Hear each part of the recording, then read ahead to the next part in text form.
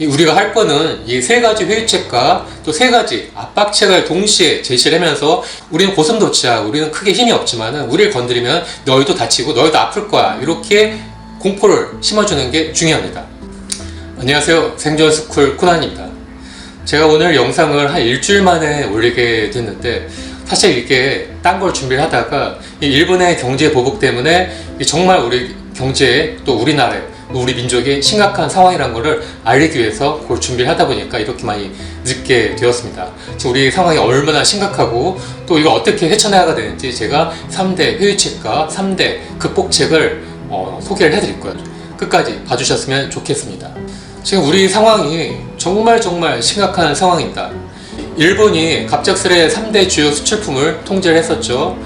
다 반도체, 핸드폰, 디스플레이 만드는 주요 재료들인데 이것들을 90% 이상 일본에서 수입하고 있고 딴 데서 그걸 대체를 할 수가 없습니다. 현재 한국의 반도체 수출 규모는 148조 원인데 이는 전체 수출에서 차지하는 비중이 무려 21%나 됩니다. 이것들이 만약 올스톱이 된다면 우리 경제에 엄청난 충격이 올 수가 있는 거죠. 더 심각한 거는 다 전량 수입을 해야 되는데 재고 보니 1, 2주 정도밖에 없다고 많이 얘기가 나오고 있어요. 보름 정도가 지나면은 우리나라의 공장들이 서버리고 진짜 심각한 타격이 올 수가 있다는 얘기죠. 정말 한국의 급소를 아주 우리의 생명줄에 달아없는데 이걸 노리고 갑자기 기습을 한 일본이 진짜 치사하고 왜 이렇게 독이 올랐는지 그게 정말 이제 궁금한 거죠. 하여튼 그게 다 이유가 있습니다. 이렇게 이웃나라가 상대국의 급소를 노리고 찌르는 거는 정말 전쟁 시에나 있을 수밖에 없는 심각한 사태인데, 또 아직도 많은 사람들이 일본이 지금 이러는 거는 말에 있을 참여한 선거 때문에 그렇다, 이 선거가 끝나면 다시 협상을 하고 원점에 되도록 갈 것이다, 이렇게 낙관을 하고 있는데 저는 그게 아니라고 생각을 합니다. 천만의 말씀이고, 일본 이렇게 맘먹고 도끼 올리고 공격을 하는 거는 더 이상 그 너머까지도 다 전력적으로 고려를 해서 한국을 공격하는 거예요. 그래서 경제적 붕괴는 물론 그 이상의 것까지, 심지어 군사적인 위협까지도 고려를 하고 있다고 저는 생각을 합니다. 심지어 독도까지도요. 하지만 우리가 어설프게 반응을 하면은 이들은 200가지의 카드를 갖고 있다고 하죠. 우리가 어설프게 반응을 하면은 계속 이것들을 더 까서 우리를 더 궁지에 몰아넣고 우리가 힘들어하고 우리가 무너지는 것들을 저 일본, 특히 아베가 보고서 이제 희희낙낙할 거예요. 절대 그렇게는 안 되고 우리가 차분히 정말 냉철하게 대응을 해야 되는데, 일단 그들이 만들어 놓은 판에 끌려가면 안 됩니다. 이 초점을 우리가 만든 새 판으로 이끌어 가야 되는 거예요. 거기에만이 우리가 생존의 길이 있습니다. 만약 우리가 일본에 끌려가서 어설프게 대응을 한다면은 일본은 이 반도체 디스플레이 장비 외에 그 자동차나 정밀 기계까지 다 모든 것들을 전 산업 분야 1000가지가 된다고 합니다. 우리가 급격하게 망하는 거를 노릴 수가 있다는 거죠. 아직까지는 시간이 있습니다. 빨리 우리가 제가 얘기한 대로 몇 가지의 방법들을 일본한테 던져주고서 너희들이 진짜 이런 것들을 보고서 그렇게 할 수 있어? 이런 것들을 협상을 해야 되는 것들이죠. 일본에 바로 약점이 있습니다. 그게 무엇일까요?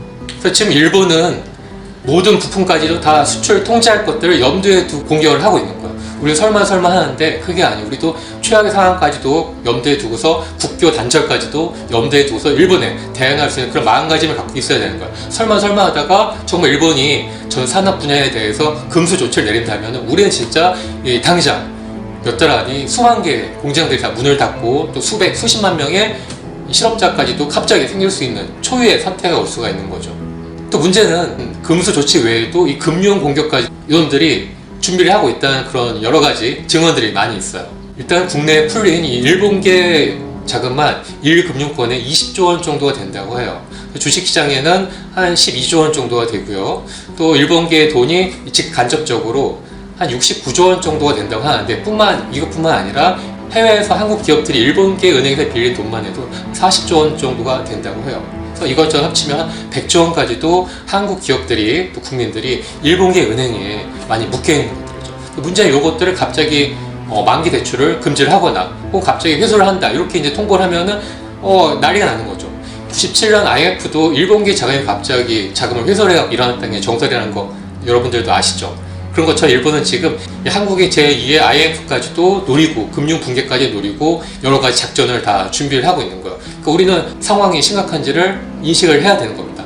근데 우리 정부는 얼마나 심각한 인식을 안 하는 것 같아요. 못 하는 것 같아요. 뭐 지금 이제부터 연구를 하겠다, 이렇게 강 건너 불구경처럼 얘기를 하고 있는데 사실은 제가 봐도 대안이 없어요. 그동안 일본 너무 무시했었죠. 전 세계에서 일본을 무시하는 유일한 나라가 바로 한국이라는, 사실은 요거는 자랑이 아니라고 생각을 해요. 사실 아직까지도 우리는 일본에 종속이 되어 있고 또 많은 것들을 수입을 하고 있고 약간 힘이 더 국제적으로도 일본이 훨씬 더 세요. 그래서 호신술이나 복수도 은밀히 조용히 가서 다 한 방에 침효상 입혀야 살 수가 있는 건데, 우리는 복수를 한다 하면서 너무 동네방네 떠들고 다니고 이놈들이 대비할 시간을, 이놈들이 경계심을 갖도록 우리가 너무 안이하게 했던 거였었죠. 그게 진짜 잘못되는 거예요. 우리가 그 길을 하고 복수를 하려면 조용하게 준비를 하고 한 방에 다 때려 눕힐 수 있어야 되는, 안이하게 생각을 했던 거였었죠. 그럼 왜 도발을 하나 일본이? 이 표면적으로는 작년 징용공 문제 때문이라고 하죠. 하지만 그 이전에 뭐 위안부나 혹은 소녀상들이 각국에 세워지는 것, 일본 애들이 엄청나게 싫어하고 반대를 했었습니다. 또 후쿠시마 근해 수산물을 차단한 것들도 이놈들이 되게 불만을 갖고 있었죠. 이런 것들이 쌓이고, 특히 무엇보다 최근에 한국 기업들이 반도체나 디스플레이 이런 최첨단 기술에서 일본은 거의 따라 맞췄어요. 일본 사실은 이쪽 완전히 지금 죽었죠. 이런 기술들을, 원천 기술을 일본에 가지고 있었고 우리가 저주를 받았었는데, 지금 한 20-30년 만에 우리가 더 그걸 능가하는 거죠.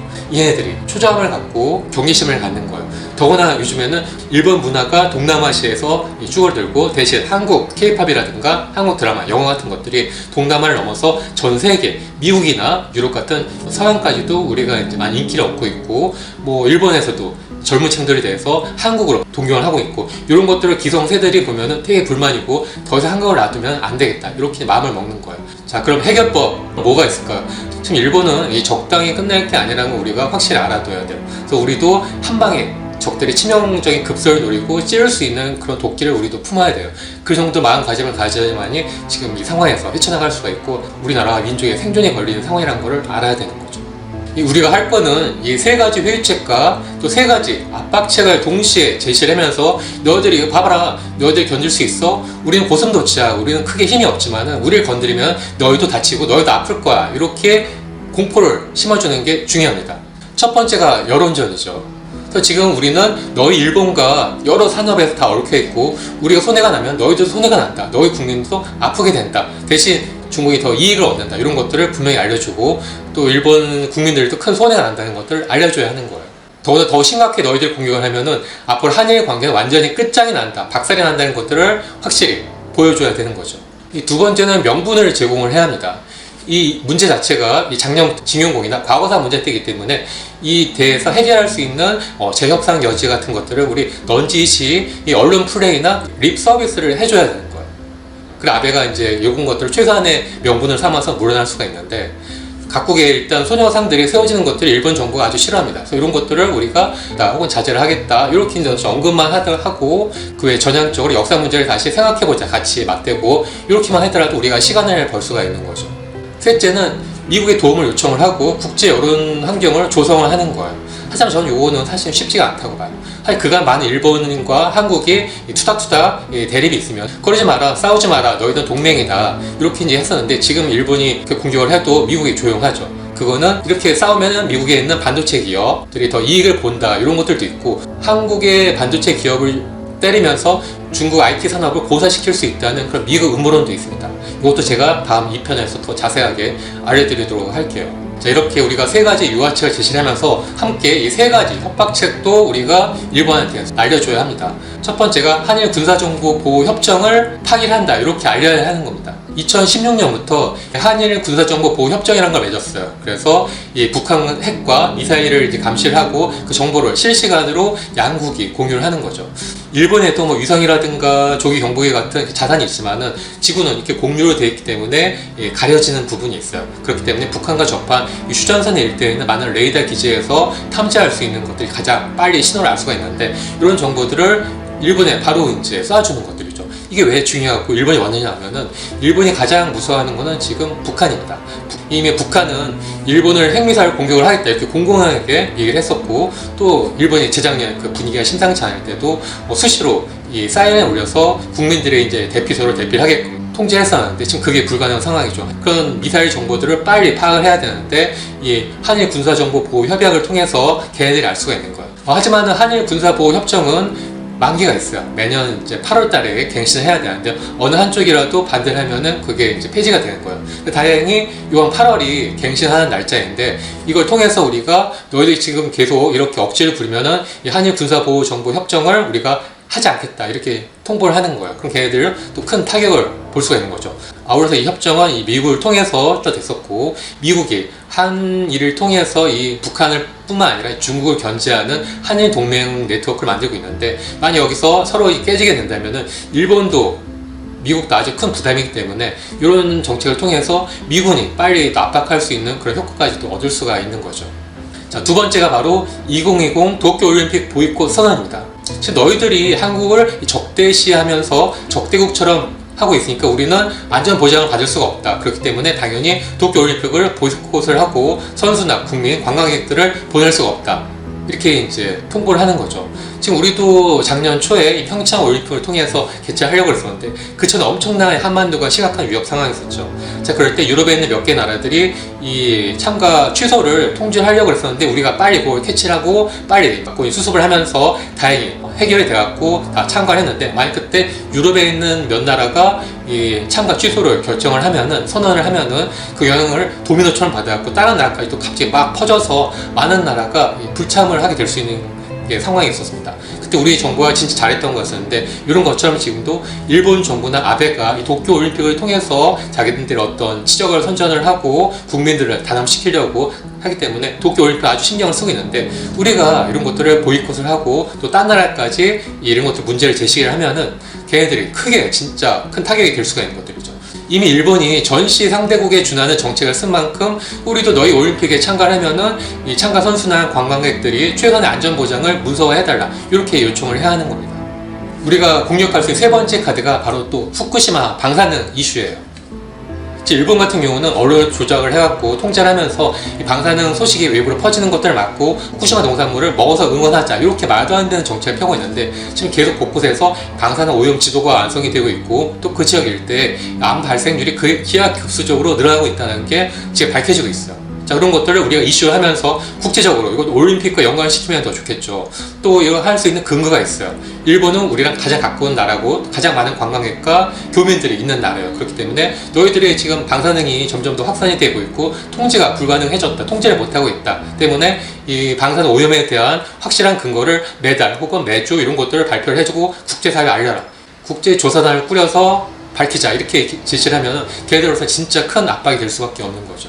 지금 중요한 거는 시간이 없습니다. 우리가 가만히 있거나 사태가 진정될 기다리면 걔네들이 점점 더 상당히 높은 수위의 압박책, 차단책들을 계속 보낼 것이고 또 우리가 어설프게 대응을 하면은 걔네들은 여기에 이제 명분을 삼아서 더 다른 우리가 더 치명상 입을 수 있는 정책들을 계속 발표할 거예요. 그 사이에 우리 기업들과 우리 국민들은 정말 큰 타격을 입을 수밖에 없고 회복할 수가 없어요. 이 기업들이라는 게 한번 거래처를 놓치면은 다시 회복시키기가 엄청나게 힘듭니다.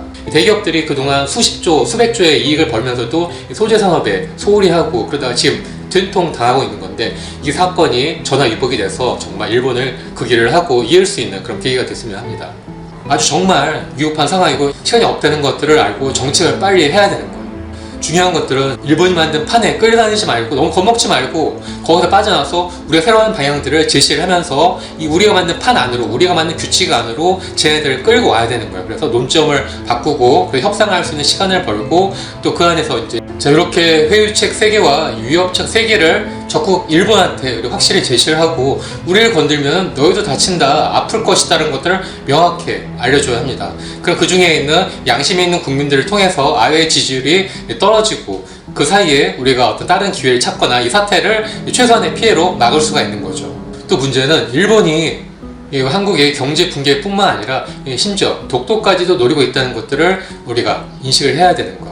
일본은 그동안 위안부나 과거사 문제뿐만 아니라 이 독도까지도 항상 이제 칭호가 됐었죠. 이번 기회에 한국을 붕괴를 시키고 이 독도까지도 이 기습 침공을 해갖고 이 국제 이슈화 시켜서 한국이 힘들어하는 사이에 먹어치우려고 하는 그 야심이 있는 거예요. 그 영상들을 다 정리를 해갖고 2편에서 좀 더 자세하게 알려드리도록 하겠습니다. 여러분 꼭 기대해 주시고요. 지금 상황이 빨리 해결됐으면 좋겠습니다. 오늘 영상 재밌게 보셨나요? 재밌고 또 좋은 정보다 생각하시면 꼭 좋아요와 구독 버튼 눌러주세요.